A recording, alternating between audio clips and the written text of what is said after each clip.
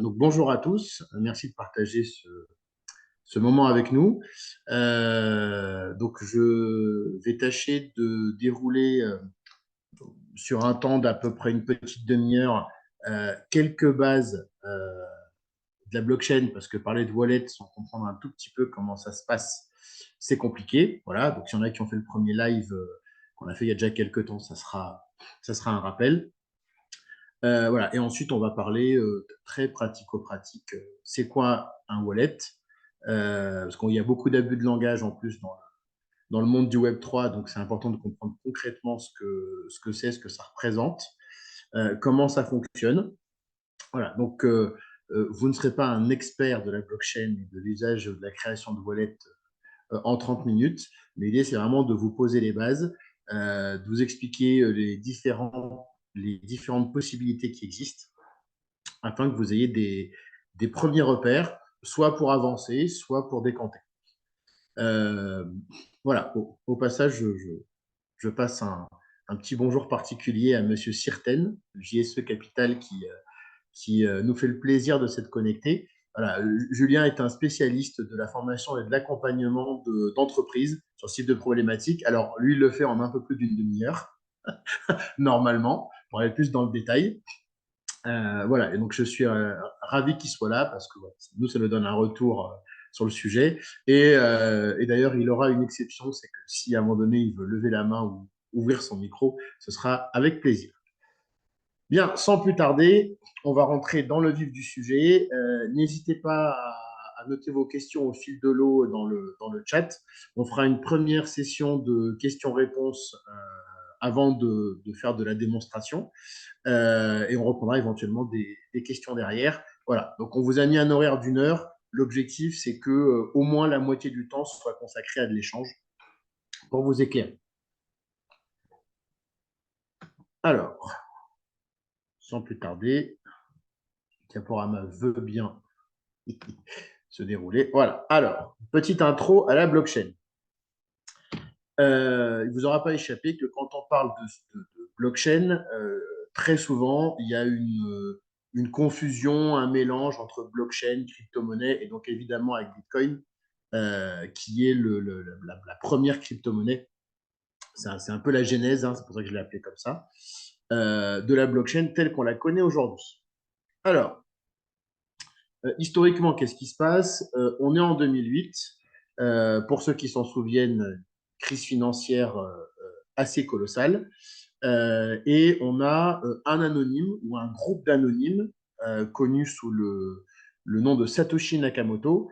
Alors, c'est pas quelque chose qui est apparu en 2008, hein, c'est une mouvance qui date de plusieurs années, qui s'appelle la mouvance cypherpunk. Et les gens de cette mouvance considèrent qu'il y a de très gros problèmes de respect des libertés individuelles à l'ère d'Internet et qu'on a un problème d'intégrité du système financier. Voilà, donc il y a une réflexion autour de ça.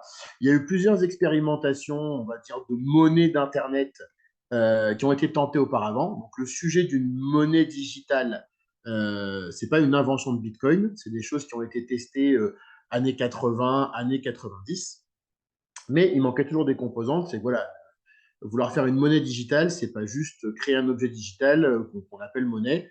Il y a un certain nombre d'éléments, de complexité pour créer une monnaie.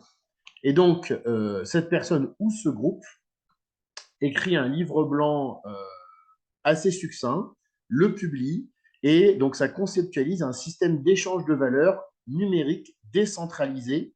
Donc ça, c'est un premier élément fort, et non inflationniste, puisque il n'y aura jamais plus de 21 millions de bitcoins qui seront émis.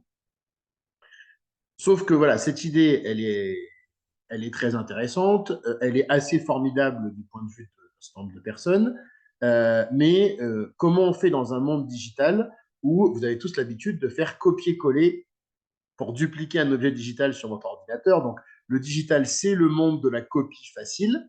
Sauf que là, bah, quand on veut avoir un système de valeurs et un système sécurisé, bah, si on peut copier l'information, ça ne fonctionne plus.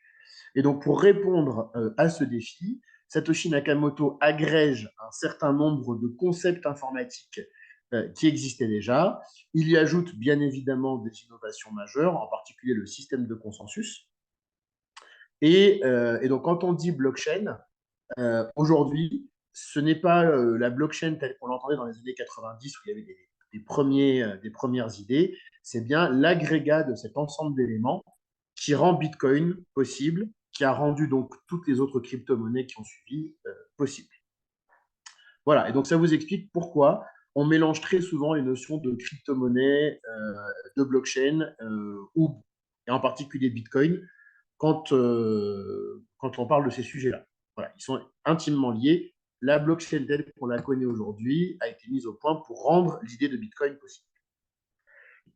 Alors, si vous voulez creuser un peu l'histoire de Bitcoin, qui vous expliquera beaucoup de choses sur la blockchain, de façon ludique, agréable et vraiment accessible au plus grand nombre, je vous recommande le documentaire que vous avez là tout en haut de la slide, qui s'appelle La création du Bitcoin, qui est un documentaire d'Arte. Vous pouvez le regarder en une fois, il est aussi sur YouTube découpé en 6 épisodes, si ma mémoire est bonne. Voilà. C'est vraiment un bon documentaire, très agréable à regarder. J'ai juste une réserve personnelle, c'est que c'est très enthousiaste, très positif. Il y a aussi à un moment donné des questionnements aussi à poser. Voilà. Ce documentaire-là pose, à mon sens, peu de questions à charge et est très très enthousiaste. Voilà. Donc, on peut introduire éventuellement un peu plus d'esprit critique, puisque comme toute innovation, il y a du plus et il y a des moins qui s'entendent parfaitement. Voilà. Donc, le mystère Satoshi enquête sur l'inventeur de Bitcoin sur Arte. Alors, la blockchain, en réalité, c'est quoi? Alors, premier fondamental de ce qu'est la blockchain, c'est une communauté. Il n'y a pas de blockchain sans communauté. Donc, on a une communauté de ce qu'on appelle des validateurs qui sont partout sur la planète. Alors, la façon de les sélectionner varie d'une blockchain à l'autre. Si vous avez entendu le proof of work, preuve de travail, et le proof of stake, donc c'est deux modèles de consensus différents, bah, ils sélectionnent différemment les validateurs. Évidemment, il faut sélectionner des validateurs qui veulent du bien au projet et pas des gens qui vont essayer d'en tirer un profit personnel uniquement à leur avantage. Et plus ces validateurs sont nombreux, vous allez comprendre pourquoi, plus la sécurité augmente.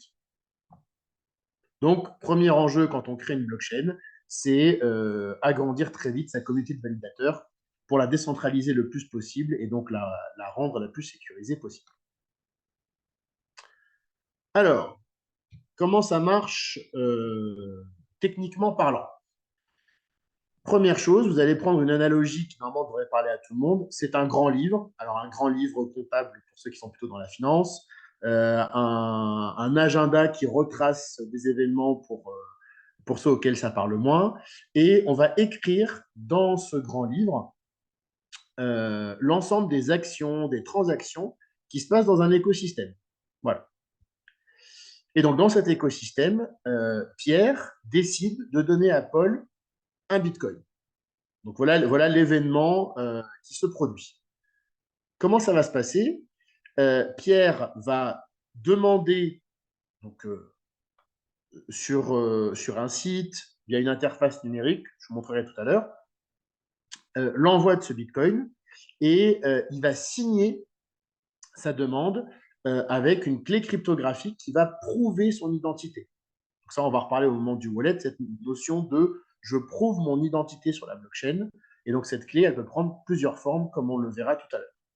Sa demande de transaction, elle va rejoindre une file d'attente et elle doit être validée par un nombre de validateurs dans le monde, alors qui peut varier d'un projet à l'autre. Par exemple, sur Ethereum, qui est la blockchain la plus utilisée aujourd'hui pour créer des projets d'entreprise, il faut qu'il y ait 8 validateurs qui aient validé une demande de transaction pour qu'elle soit considérée comme validée. Quand on demande une transaction, on a des frais, alors qui sont très faibles, mais quand il y a beaucoup de transactions, bah, ça fait une masse importante.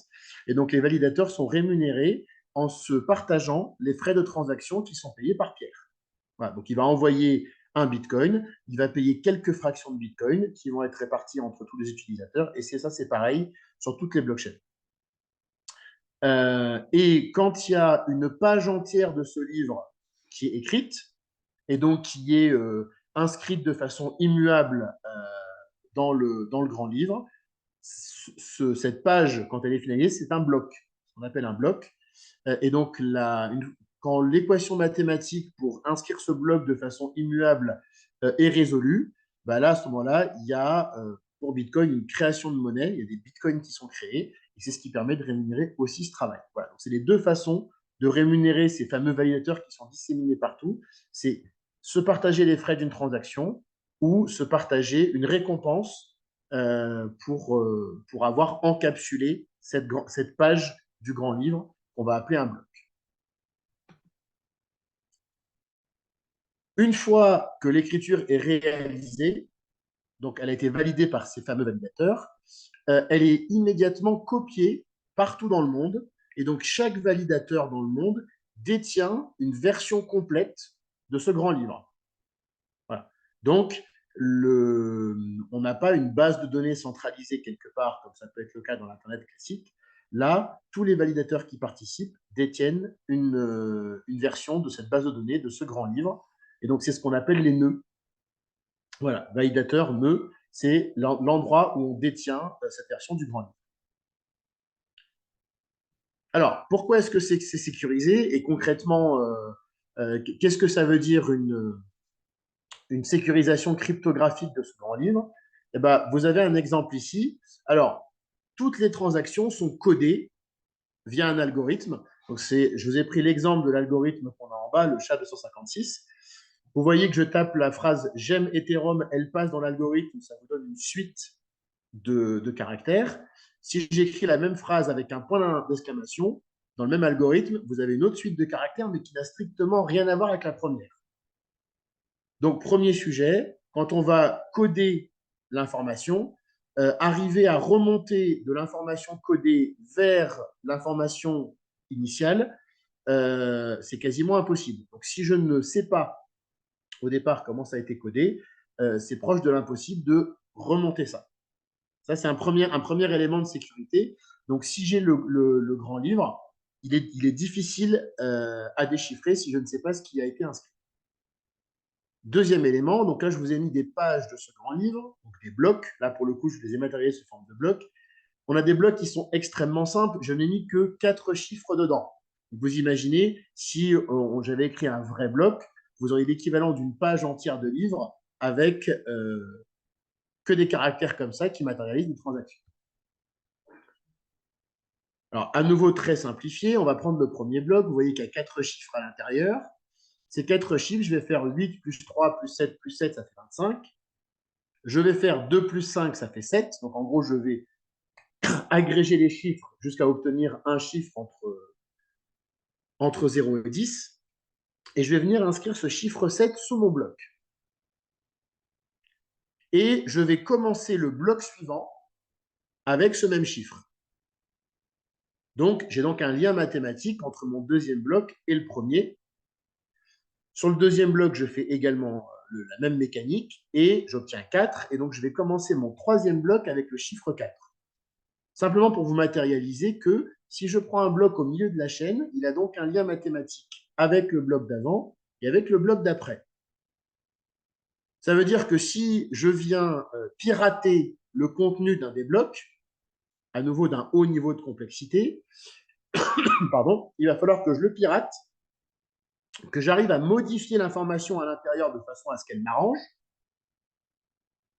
et de faire ça sans rompre le lien mathématique avec le bloc d'avant et le bloc d'après. Voilà. À nouveau, c'est extrêmement simplifié, mais pour arriver à faire ça aujourd'hui, il n'y a pas de technologie informatique connue qui soit capable de faire ça. À la fois de remonter le cryptage de la donnée, d'aller modifier un bloc et de ne pas altérer ces liens informatiques. Donc déjà là, on est dans le miracle si on réussit à faire ça.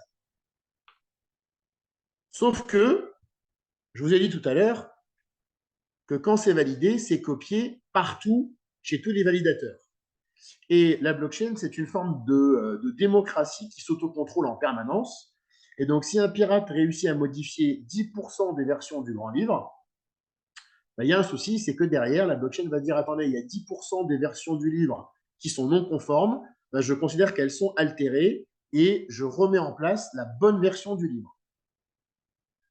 Ça veut donc dire que si je réussis le miracle de la diapo précédente, il faut que immédiatement derrière, je pirate 51, alors 50,001 si on est très précis, mais pour faire simple, 51% des versions du livre dans le monde pour que ma version piratée soit considérée comme la vérité, donc la version valable. C'est ce qui fait que dans le monde de la blockchain, vous entendez régulièrement une expression. Hein, si vous m'entendez discuter autour d'un verre avec Julien et qu'à un moment donné, on dit une attaque des 51%, c'est ça que ça veut dire. Voilà, c'est partie du jargon de la blockchain. Voilà. Et donc, cette écriture de transaction et cette inviolabilité de l'information, c'est ce qui fait qu'aujourd'hui en France, la blockchain a une valeur probante devant un juge. Pardon.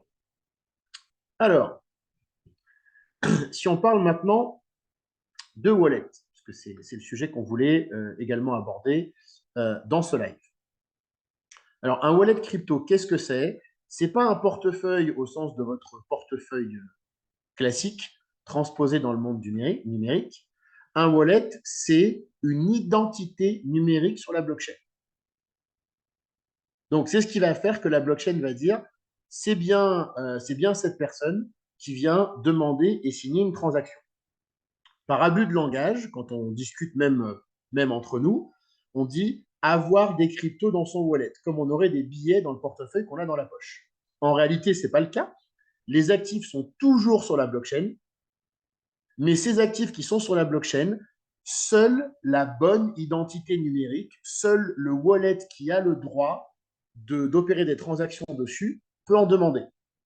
Donc ces fameuses personnes que vous voyez parfois dans les journaux en train de fouiller des décharges pour retrouver un ordinateur sur lequel ils ont perdu 500 bitcoins, les bitcoins ne sont pas du tout perdus, les bitcoins sont sur la blockchain. C'est juste qu'ils ont perdu l'identité numérique qui leur permet de déplacer, récupérer, vendre, envoyer ces bitcoins. Donc, dans un wallet, on a deux choses. La première, c'est ce qu'on appelle la clé publique ou l'adresse. Et donc, c'est l'équivalent de l'IBAN de votre compte bancaire. Donc, si je veux que quelqu'un m'envoie des cryptos, je vais lui communiquer l'adresse de mon wallet ou ma clé publique et il va pouvoir m'envoyer une transaction. Mais, je le remets une deuxième fois après parce que c'est important, quand vous communiquez votre IBAN à quelqu'un, il peut juste vous envoyer de l'argent. Il ne peut pas consulter les transactions de votre compte bancaire. Quand on communique sa clé publique à quelqu'un, on communique jamais sa clé privée, via un explorateur, je pourrais également vous le montrer, on peut publiquement aller consulter l'activité sur un wallet. Donc, ce n'est pas anodin de communiquer son adresse, donc son IBAN de wallet, à quelqu'un. Deuxième élément, la clé privée. Et donc, c'est cette clé privée qui constitue cette fameuse identité numérique. C'est avec ça qu'on va signer et donc authentifier une transaction. Elle peut prendre plusieurs formes, voilà, mais la plus courante qu'on rencontre partout, y compris sur les solutions dont on parlera tout à l'heure, c'est une liste de mots. Voilà. Donc, avec cette liste de mots, je perds mon wallet physique, je perds l'accès à mon wallet en ligne, et ben je peux reconstituer, recréer ce wallet à l'aide de ma liste de mots. Ça veut donc dire que communiquer votre clé privée, c'est donner le feu vert à quelqu'un pour usurper votre identité.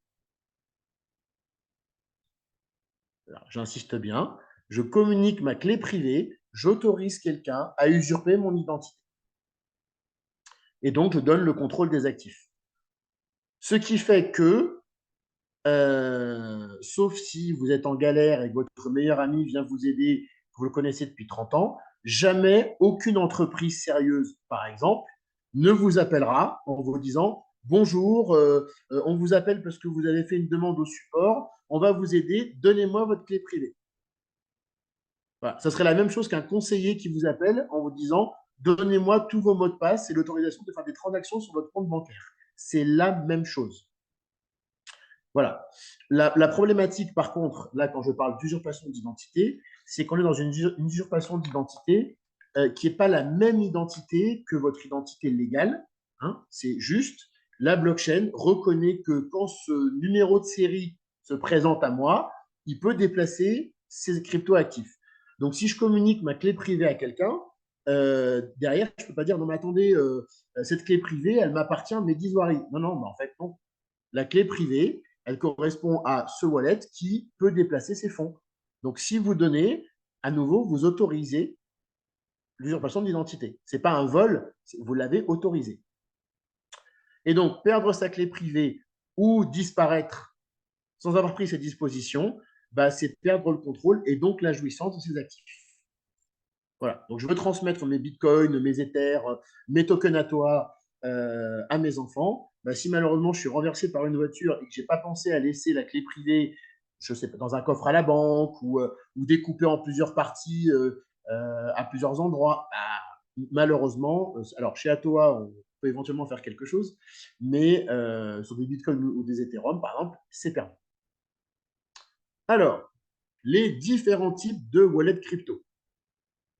Alors, commencer par le wallet Binance, Coinbase, Meria, CoinHouse, pour ceux qui sont un peu familiers avec ça. Ce n'est pas un wallet. Quand j'ai de l'argent sur une plateforme centralisée, ce n'est pas un wallet. Oui, c'est un endroit où je peux stocker le contrôle de cryptoactifs, mais si je peux me connecter avec un login mot de passe et demander à déplacer un cryptoactif, je ne vais jamais utiliser une clé privée. Ça veut dire que je vais envoyer une instruction à la plateforme qui, avec sa clé privée, va déplacer ses cryptoactifs. Donc, ça veut dire que l'expérience client, elle est simple, mais que du point de vue de la blockchain, le propriétaire des cryptoactifs, c'est la plateforme centralisée. Ça veut donc dire que vous êtes dépendant de la qualité de la plateforme, ses process de sécurité, la sécurité de votre connexion avec cette plateforme. Tiens, je me connecte sur le Wi-Fi de la gare pour aller me loguer à mon compte Binance. C'est un petit peu embêtant. Le phishing ou éventuellement le blocage des fonds par la plateforme, soit parce qu'il y a une décision de justice, soit malheureusement, si on parle de non malheureux comme FTX, comme Celsius, qui étaient des plateformes centralisées où les gens avaient des fonds, c'est pas parce que vous vous connectez à un site internet et qu'on vous dit vous possédez 5 bitcoins que les 5 bitcoins sont vraiment là. C'est juste un chiffre qu'on affiche sur une page. Bah, malheureusement, dans les deux exemples que je viens de citer, les gens avaient effectivement envoyé des fonds à ces acteurs qui avaient fait des choses peu recommandables, pour ne pas dire inacceptables avec, mais continuaient à afficher sur le site que les fonds étaient bien là. Voilà. Et donc, on s'en est rendu compte, malheureusement, un peu tard. Voilà. Donc, ce n'est pas un wallet. Vous n'avez pas le contrôle de vos actifs. Et donc, une autre phrase qu'on se dit souvent dans l'écosystème crypto, c'est not your keys, not your crypto. Voilà.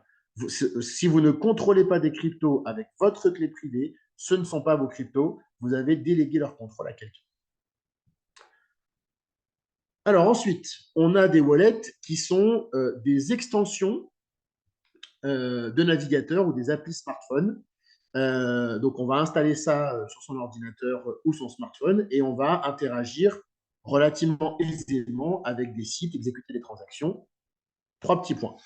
Donc, je vous ai mis deux exemples connus. Ce n'est pas une recommandation, même si j'utilise le premier. Voilà, je n'ai pas l'impression d'être un expert technique ou de cybersécurité. Mais voilà, c'est deux solutions qui sont très répandues et qui sont donc ce qu'on appelle des wallets non custodiales. Ça veut dire que c'est vous qui détenez votre clé privée et c'est vous qui signez vos transactions et déplacez vos cryptoactifs. Attention, Il y a aussi des gens qui mettent des applications ou des extensions qu'ils appellent wallet, où en réalité, vous ne détenez pas votre clé privée.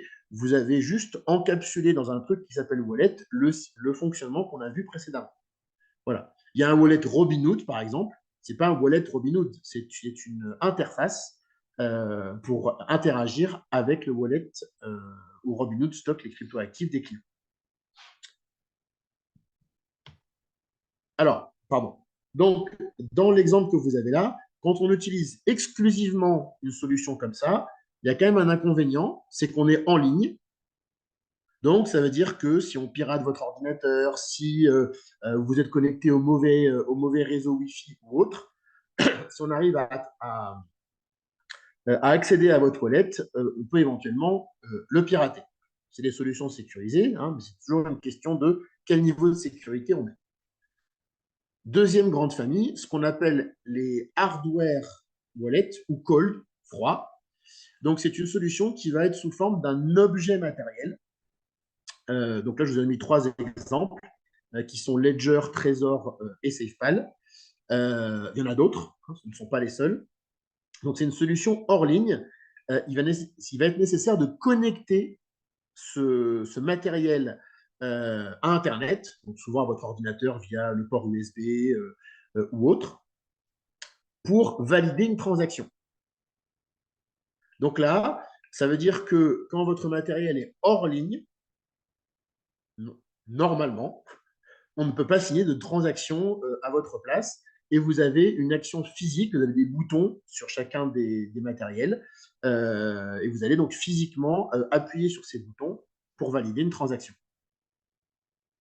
Alors, bien évidemment, il y a donc une clé privée dans chacun de ces matériels, donc on n'achète jamais, jamais, jamais un hardware wallet d'occasion ou sur une place de marché, type Amazon. Parce que si c'est d'occasion, ben, c'est-à-dire que quelqu'un l'a eu entre les mains et donc probablement à la clé privée. Et donc, il sera ravi de le vendre à moitié prix, voire à 10% du prix, puisque un jour, il pourra aller voir ce qui se passe et éventuellement siphonner les fonds. Et idem sur une place de marché. Quand on est sur Amazon, ben, vous avez un tas de vendeurs qui ont des noms divers et variés, qui vendent des hardware wallets. Vous ne savez pas si c'est un vendeur sérieux ou si c'est simplement quelqu'un qui a récupéré les clés privées, réemballé, puis expédié. Alors, pour certains usages, on peut combiner les deux types de wallets, donc le wallet en ligne et le hardware wallet, ce que je vais vous montrer également tout à l'heure. Voilà. Et par contre, on a parlé tout à l'heure des frais de transaction que les validateurs se partagent pour valider les transactions. Ça veut donc dire que quand j'ai un wallet, si je veux interagir sur un réseau Bitcoin, réseau Ethereum ou d'autres, il faut que j'ai un petit peu de la crypto du réseau sur mon wallet pour payer ces fameux frais de transaction. Ce qui me permet de conclure sur un élément là-dessus, c'est que quand on se demande à quoi sert Bitcoin, on peut avoir des débats divers et variés, c'est une réserve de valeur, une monnaie, un actif, etc., etc. La première fonction de Bitcoin, c'est un droit, c'est l'outil qui va me permettre de régler mon droit d'usage de la blockchain Bitcoin. Voilà. Pour payer le péage de l'autoroute, bah, sur la blockchain Bitcoin, je peux le faire qu'en Bitcoin. Enfin, c'est ma dernière diapo, après on fait un petit peu de démo. Ça ne sert à rien de garder ses clés et de laisser la porte ouverte. Je vais me connecter à des sites, à des smart contracts, éventuellement avec mon wallet, pour pouvoir utiliser des services. Très souvent, on va me demander donc d'accorder une autorisation. Elle peut être anodine, comme par exemple lire le solde du wallet. Voilà, je suis sur un site qui veut me permettre de faire des transactions, et donc pour savoir ce qu'il peut me proposer, il faut qu'il voit quel est mon solde. Mais sur une autorisation malveillante, on peut autoriser, évidemment sans s'en rendre compte, à déplacer des fonds. Ça veut donc dire que on ne se connecte pas à n'importe quel site ou à n'importe quel smart contract sans avoir fait un minimum de recherche. Donc, nouveau jargon, le Dior, hein, C'est pas on aime la mode dans le monde de la crypto, encore que. Donc Dior avec un Y, ça veut dire do your own research. Voilà, je me renseigne un minimum, voire un maximum sur des sites auxquels je vais me connecter avec un wallet. Voire j'ai un wallet où j'ai peu d'enjeux qui me sert quand je vais sur des projets qui sont nouveaux, que je ne connais pas forcément aussi bien que j'aurais voulu. Et de la même façon, régulièrement, on retourne sur l'historique des autorisations qu'on a accordées, et puis celles qu'on n'utilise plus, et ben on les enlève. Voilà. Et je vous répète, contrairement à l'IBAN, quand je communique ma clé publique ou adresse, on peut regarder l'activité sur un explorateur. Ne l'oubliez jamais. Voilà. Et je vais également vous le montrer. Voilà. Alors, avant de faire un petit peu de démo, je jette un coup d'œil au chat et n'hésitez pas à lever la main si vous voulez poser des questions.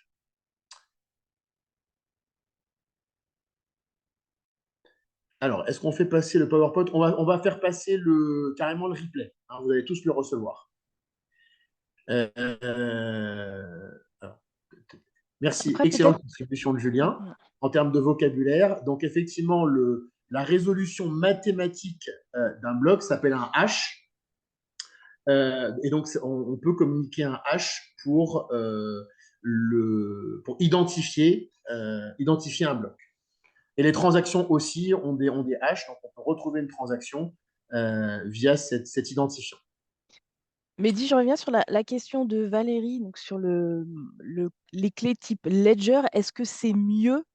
Je pense que c'est peut-être intéressant de partager tes réflexions là-dessus sur un peu la comparaison entre les différents types et les enjeux aussi que ça peut avoir derrière.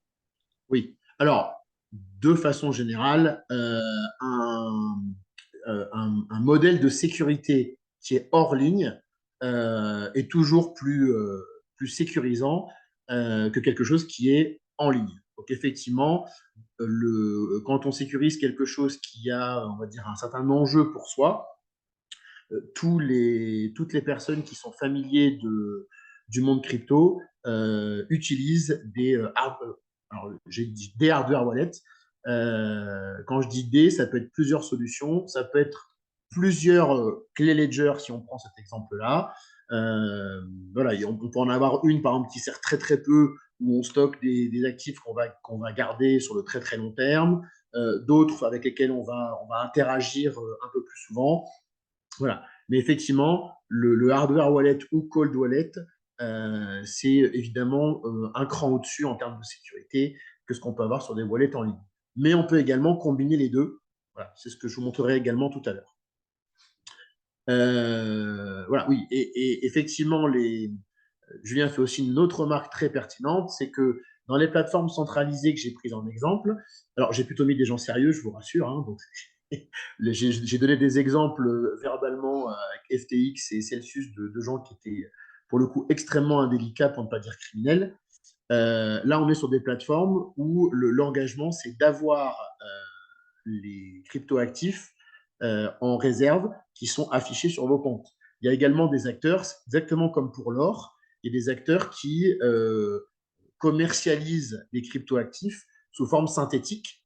Hein, c'est un peu comme l'or papier. Donc, on vous vend un produit qui va répliquer le fonctionnement ou le cours d'un actif, mais qui n'est pas réellement détenu et qui vous obligera à reconvertir systématiquement en euros quand vous voulez sortir une plus-value. Ce qui est un fait générateur d'impôts, au passage. Alors, sur quelle blockchain fonctionne le token ATOA? On est sur Polygon ou Polygon. Voilà, ça dépend, hein, chacun sa façon de le dire. Voilà. Et alors, je ne vais pas rentrer dans ce détail-là aujourd'hui, mais on y reviendra avec plaisir lors d'un autre live. C'est ce qu'on appelle une seconde couche d'Ethereum. Donc, c'est des blockchains qui viennent s'appuyer sur des blockchains très robustes, historiques qui existent pour amener plus de rapidité et des frais de transaction plus faibles. Alors, excusez-moi, j'ai un... Ah bah voilà, je pense qu'on a épuisé les questions du chat. Je vérifie. Ouais, écoute, j'ai rien vu d'autre. Très bien. Hmm. S'il y a quelqu'un qui veut poser une question de vive voix, n'hésitez pas à lever la main. Et je vais donc passer à un petit peu de démo parce que c'est aussi bien de voir les choses se faire en live.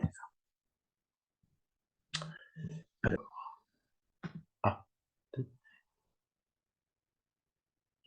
Alors, Frédéric, est-ce que les revenus des actifs sont fiscalisables tant qu'ils restent sur la blockchain? Voilà. Je vais la garder pour après, celle-là, parce qu'elle est, c'est une très bonne question, mais voilà, je ne peux pas faire de réponse à l'emporte-pièce et avec de la réserve, hein, parce que je ne suis pas fiscaliste, mais je peux donner quelques exemples qui ont été confirmés par des fiscalistes. Donc, je la garde pour tout à l'heure si vous voulez bien. Alors,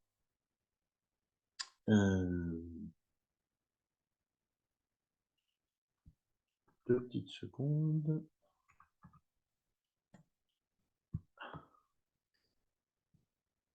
Alors, il faut que je réorganise mon écran, sinon je ne peux pas faire de démonstration.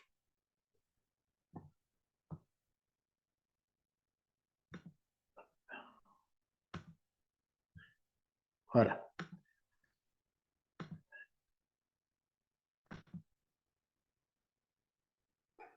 Donc là, si tout va bien, je dois vous partager une fenêtre Google Chrome. Alors, donc là, sur donc mon navigateur, vous voyez ici à côté de la barre d'adresse, alors ça doit être petit, pardon, sur vos écrans, mais une tête de renard. Pourtant, je suis bien sur Chrome. Et donc, cette tête de renard, c'est l'icône du wallet MetaMask, qui est une des solutions que je vous ai présentées et qui est, sauf erreur de ma part, le wallet le hot wallet le plus utilisé aujourd'hui dans le monde. Quand vous allez sur un site où vous voulez vous connecter à un usage blockchain, j'en ai jamais croisé qui ne proposait pas MetaMask. Donc, vous voyez que là, je vais me connecter simplement en saisissant un mot de passe.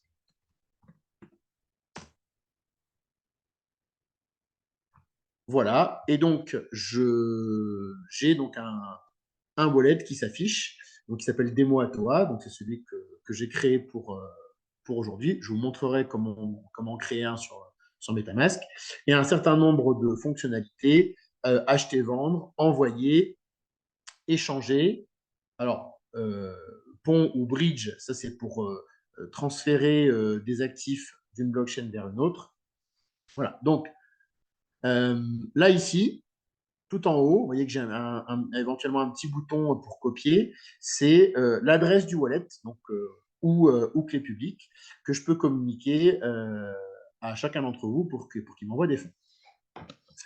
Euh, donc ensuite, si je veux envoyer des fonds, je vais cliquer sur envoyer.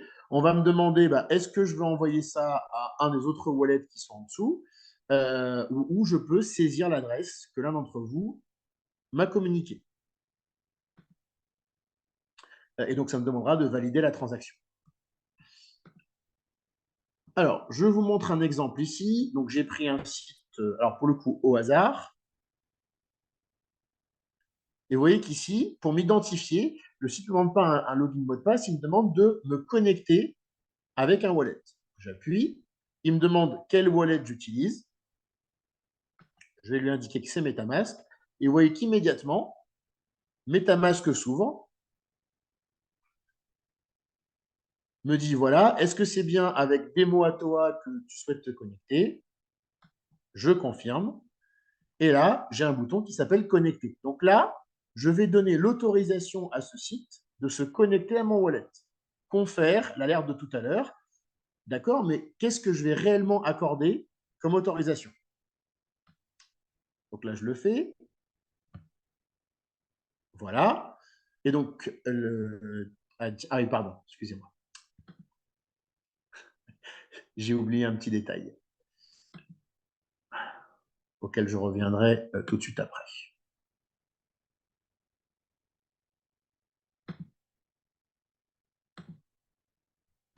Voilà. Et donc, une fois que cette connexion est faite, ici apparaît l'adresse compressée, hein, donc il manque le milieu de l'adresse, de mon wallet, et donc je peux commencer à interagir avec ce site. Et puis, dans quelques semaines, quelques mois, je ne vais plus m'en servir. Donc là, je vais penser à retourner sur mon portefeuille, à regarder quels sites sont connectés et à cliquer sur déconnecter pour résilier l'autorisation que j'ai donnée. Voilà. Donc voilà un exemple très pratico-pratique. Je vous ai montré, voilà, envoyer, recevoir, c'est assez simple. Comment ça se passe pour se connecter à un site qui utilise l'identification via un wallet? Voilà, on a fait un exemple également. Alors maintenant, je vais revenir à ce que j'ai corrigé tout à l'heure. J'ai une adresse ici, et en haut à gauche, j'ai également un certain nombre de réseaux, de blockchains différentes. Donc, évidemment, quand je me connecte quelque part, il faut que je sois sur la bonne blockchain. Alors là, pour votre information, j'étais sur le réseau Ethereum quand j'ai demandé la connexion. Or, ce site ne supporte pas Ethereum. Il est sur ce qu'on appelle la Binance Smart Chain. Donc, j'ai juste changé de réseau et ma connexion s'est faite. Donc, effectivement, quand on utilise un wallet, on l'utilise pour interagir sur une blockchain. Donc, on pense à bien choisir le réseau sur lequel on est. Donc ensuite, je vous disais, donc il y a les wallets, on va dire physiques, donc comme les Key-Ledger. Donc là, j'en ai une, vous voyez, ça ressemble vraiment à une clé USB hein, en termes de format, de typologie de produit. Et je vous disais, on peut combiner les deux.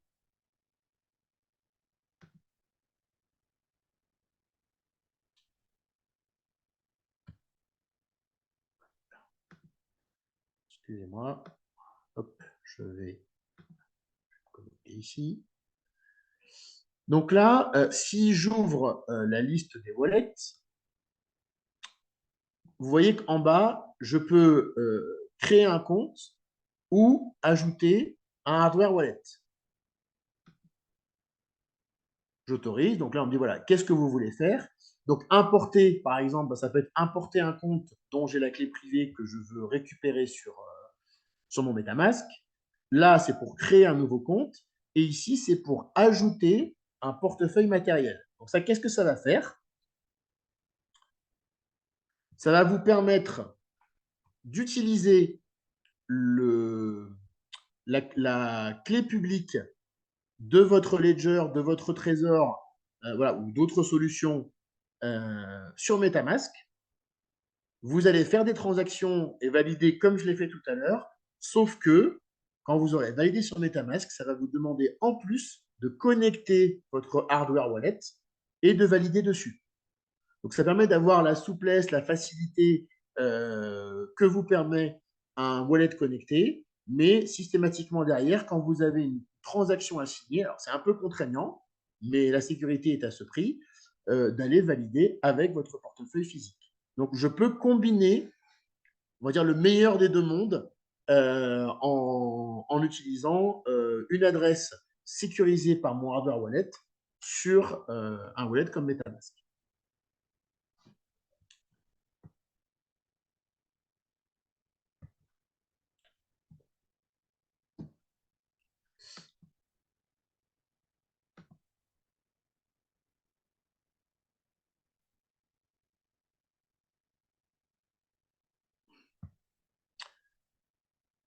Voilà, enfin, vous voyez que donc là, ça m'indique un solde en Matic. Donc Matic, c'est la crypto-monnaie qui permet de payer les frais de transaction sur la blockchain Polygon. Si je vais sur Ethereum, bah, ça passe sur un solde en Ether. Si je vais chez Binance, c'est un solde en BNB, voilà, qui est la crypto-monnaie de Binance. Voilà. Donc, la crypto-monnaie qu'on va me montrer en majeur quand je vais me connecter à un réseau, c'est évidemment la crypto-monnaie du réseau concerné. La plupart des grands jetons, des grandes cryptos sont nativement intégrés, c'est-à-dire que quand vous en recevez, ça va automatiquement apparaître dans votre solde. Il peut arriver, par exemple, quand on reçoit un token ATOA, ben, token ATOA, ce n'est pas encore la référence mondiale.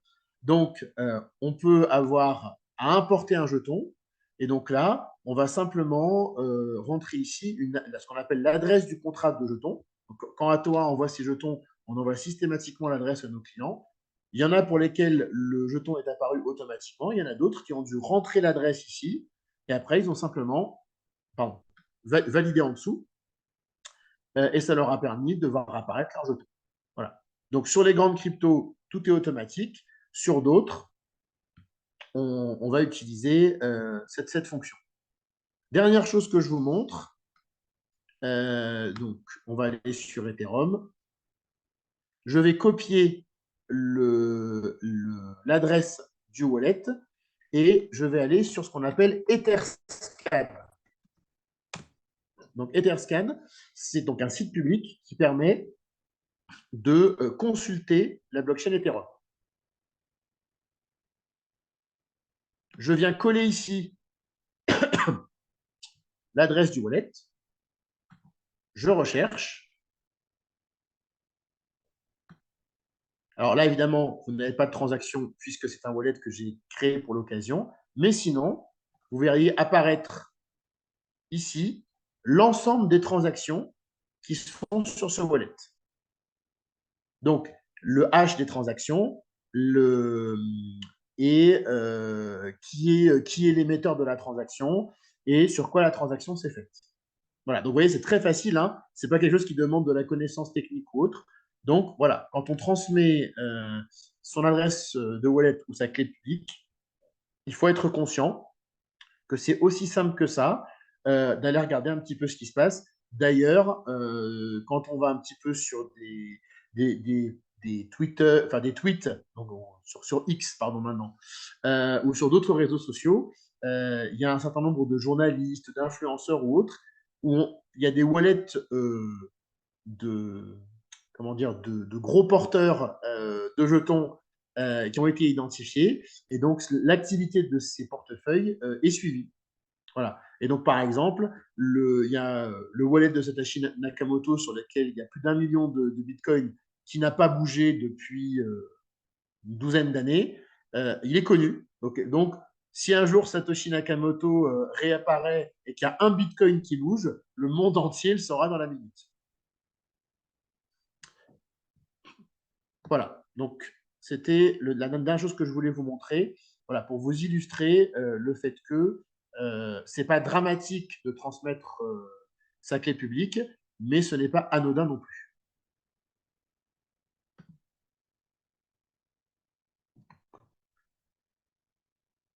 Voilà.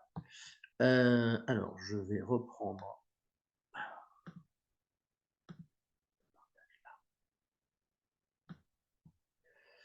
Donc, nous avons terminé sur la partie démo. Donc, je vais... Ah, alors, y a-t-il une question? Alors, oui, question sur les tokens Atoa. Donc, effectivement, les tokens Atoa sont créés sur la blockchain Polygon. Donc, quand on les envoie à un wallet, il faut choisir en haut à gauche, comme je l'ai fait tout à l'heure, le réseau Polygon pour les voir apparaître. Et voilà, dans le mail qu'on envoie pour informer nos clients, on leur fournit l'adresse du contrat pour qu'ils puissent importer leurs jetons. Et effectivement, donc, ils voient apparaître donc, Atoa Token, le numéro du token, puisque chacun de nos projets a un token différent et donc un numéro différent pour pouvoir suivre son portefeuille. Donc, on a des clients qui les demandent, qui les conservent. Et pour l'instant, la grande majorité de nos clients, y compris des clients à l'aise avec la crypto, préfèrent les laisser chez nous. Voilà, parce qu'ils en ont pas forcément l'usage et qu'ils ont une confiance suffisante, et je les en remercie, dans l'entreprise pour se dire que les jetons sont à l'abri chez nous.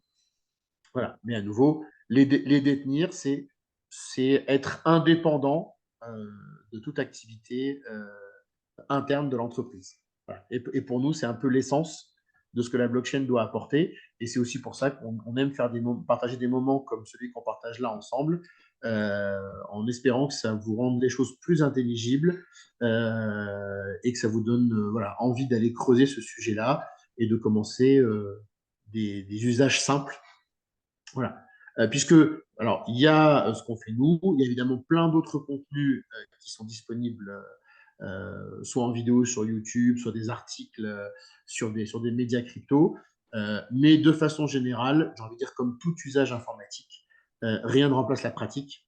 Voilà. Donc, il vaut mieux pratiquer un petit peu, mettre une dizaine, quinzaine d'euros sur en équivalent crypto-actif sur un wallet, manipuler, faire des bêtises, se sentir à l'aise, et puis ensuite, ça vous fera monter en compétence et en aisance pour l'usage. Voilà. Et même avec une explication comme aujourd'hui et des contenus complémentaires, vraiment, rien ne remplace la pratique.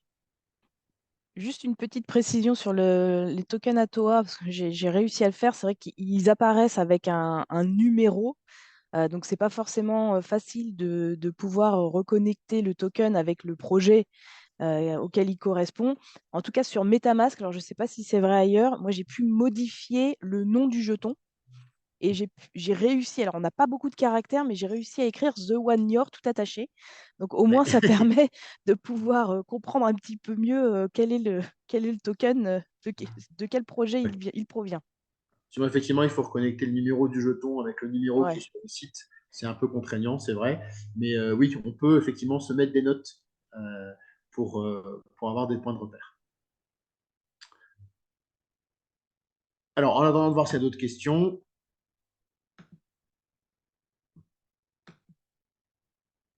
je vous rappelle que donc, la deuxième tranche de notre premier projet est en cours. On est à peu près à 60% de collectés aujourd'hui. On la clôturera fin mars. On a confiance dans le fait de la pourvoir d'ici là. Voilà, donc si vous êtes inscrit, mais que vous n'avez pas encore franchi le pas, eh bien, écoutez, n'hésitez pas, on sera ravis de vous compter dans l'aventure. Si par hasard, il y a des personnes qui sont connectées aujourd'hui qui ne sont pas encore inscrits chez nous, écoutez, n'hésitez pas. Quand vous créez votre compte, il y a une possibilité de code de parrainage qui vous donne du cashback. Donc évidemment, voilà, on a mis live 0902 de façon à ce que vous puissiez en profiter en créant votre compte. Voilà, donc n'hésitez pas et vous pouvez, en cas de besoin, nous contacter si vous souhaitez un rendez-vous individuel pour rentrer dans le détail de certaines choses. C'est également quelque chose qu'on fait et qu'on sera ravi de vous proposer. Alors, pour l'instant, il n'y a pas d'autres questions dans le chat. Si quelqu'un souhaite poser une question de vive voix, il sera le bienvenu. En attendant, je vais revenir à la question de où est-ce qu'elle est Fiscal. Ouais. tout à l'heure. Voilà. Donc, est-ce que les revenus des actifs sont fiscalisables quand ils restent sur la blockchain? Donc, alors, il y a plusieurs cas. Pour faire simple, tant qu'on est dans de la transaction et que ça reste en cryptoactif, ce n'est pas fiscalisable. Qu'est-ce que j'appelle transaction? Vous avez du Bitcoin, vous l'échangez contre de l'Ethereum ou contre un stablecoin qui est indexé sur le dollar ou quelques-uns sur l'euro. Eh bien, ça, ce n'est pas fiscalisable. Même si vous pouvez me dire, bah, attendez, finalement, une fois que j'ai converti mon Bitcoin en stablecoin euro ou dollar, bah, quelque part, j'ai sécurisé une plus-value. Oui, vous l'avez sécurisé, mais sous forme d'un actif numérique qui est un stablecoin. Et donc, l'échange d'actifs numériques contre un autre actif numérique en France n'est pas ce qu'on appelle un fait générateur d'impôt. En revanche, un autre exemple, vous faites du stacking. Donc, le stacking, c'est de l'épargne. Vous déléguez des jetons. Ça permet sur des blockchains qui font ce qu'on appelle du proof of stake de toucher des intérêts, donc de générer un rendement. Et ben finalement, ces cryptoactifs que vous allez percevoir gratuitement, puisque c'est une récompense d'avoir placé d'autres cryptoactifs, eux ne sont pas dans le cadre d'une transaction. On vous donne gratuitement quelque chose. Et donc ça, si on s'en réfère strictement au code des impôts, c'est fiscalisable quand vous les percevez. très très peu de monde les déclare aujourd'hui parce qu'il faut les déclarer au cours de la crypto-monnaie au moment où on l'a perçue. Et il y a quand même des… Dans le stacking, on peut avoir du revenu toutes les minutes. Donc, c'est une usine à gaz ingérable à déclarer. Mais si on s'en réfère à nouveau strictement au code des impôts, le stacking, ça se déclare au moment où on l'a perçu. Voilà, donc ça, c'est un deuxième cas. Troisième cas, vous faites l'acquisition d'un produit, d'un service ou d'un titre à l'aide de crypto-monnaies. À une époque, vous pouviez acheter une Tesla en Bitcoin. Bah, quand vous avez acheté une Tesla en Bitcoin, en réalité, qu'est-ce que vous avez fait? Vous avez transmis le contrôle des Bitcoins correspondant au prix de la Tesla à Tesla, et en échange, il vous donnait une voiture. Donc finalement, les Bitcoins restaient sur la blockchain. Mais là, comme vous avez fait finalement l'acquisition d'un produit à l'aide de crypto-monnaie, c'est à nouveau un événement fiscal, et donc ça vous impose de déclarer votre plus-value sur vos Bitcoins. Voilà, Frédéric, j'espère que j'ai été le plus clair possible. Voilà, s'il y a des besoins de précision, n'hésitez pas. Question Alors, d'Annick. Que ouais. deviennent les tokens qu'on ne met pas dans un wallet? Alors, je ne sais pas, Annick, si c'est spécifique pardon, au token ATOA ou d'une manière plus générale. Alors, donc je vais prendre cet exemple-là. Donc, effectivement, voilà, si les clients ne demandent pas l'envoi de leurs jetons, les jetons restent dans ce qu'on appelle le smart contract. Donc, on a un smart contract par actif immobilier. Donc, les jetons restent dans le smart contract en attente d'émission. Donc, finalement, vous êtes propriétaire alors, chez nous, de votre droit sur la fiducie qui détient le bien et du revenu qui est généré via votre contrat. Et on est dans un fonctionnement, j'ai envie de dire, centralisé, classique. Donc là, alors, il n'y a pas de risque en soi tant que tout se passe bien. On a un registre de titres qui duplique qui est propriétaire de quoi.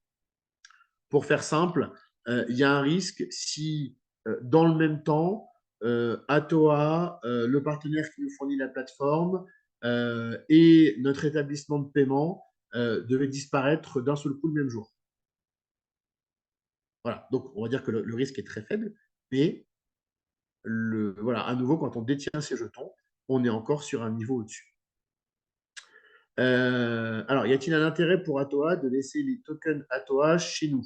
Non, il n'y en a pas, il y en a pas spécialement. Voilà, ça laisse un peu plus de responsabilité chez nous, mais on n'a pas d'intérêt particulier. Au niveau de nos clients, aujourd'hui, on n'a pas encore développé de services complémentaires auxquels on peut accéder avec les jetons, comme par exemple déposer ces jetons en garantie pour faire un emprunt, ce qu'on appelle un emprunt sur collatéral.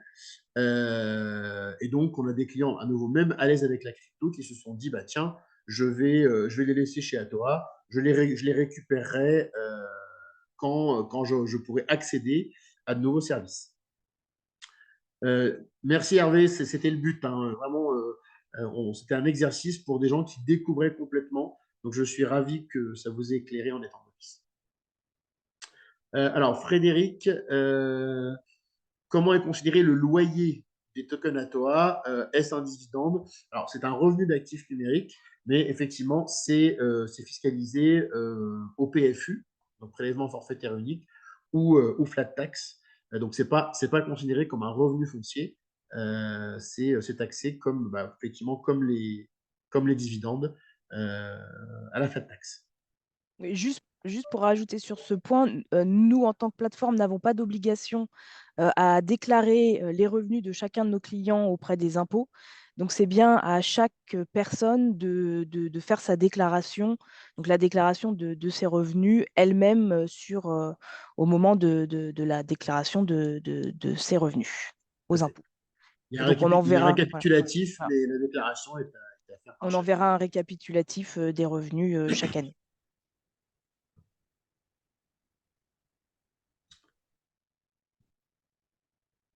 Écoutez, merci à tous pour vos remerciements et vos retours très sympas sur le chat.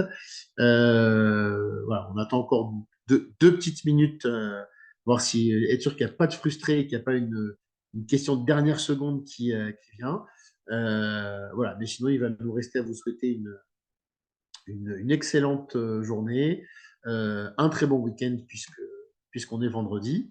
Voilà, on enregistre cette session à vendredi et on reste évidemment à votre disposition s'il y a des questions, des remarques ou quoi d'autre.